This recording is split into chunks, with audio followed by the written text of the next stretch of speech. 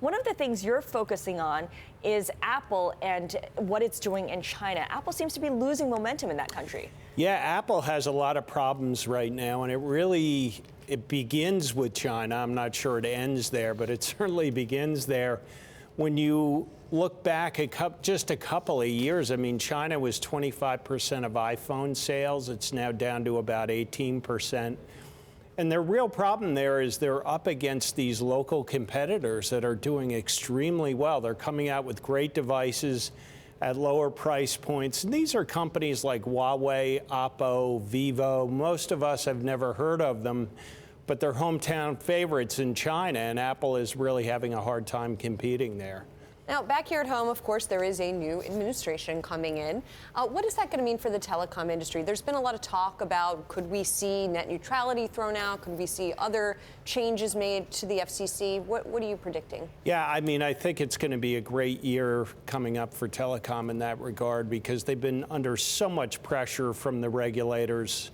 You know, net neutrality is the big one where really what they're after there is, as they move into new services like video services, they want to offer what's called a zero-rated service, meaning you can consume video free of charge during those periods. AT&T just launched DirecTV Now. Right.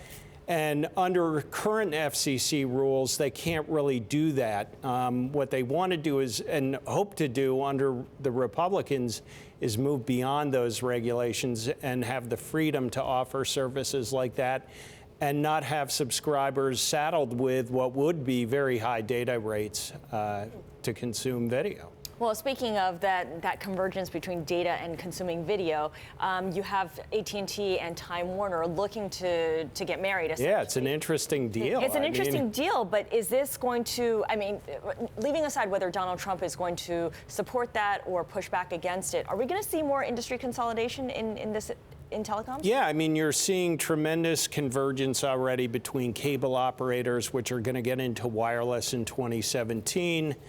Through a wholesale agreement with Verizon, you're seeing AT&T now moving into cable TV operator turf with DirecTV.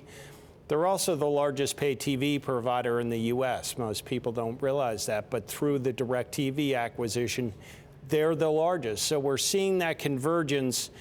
That really is, in many ways, it's a distribution play, so it's horizontal integration.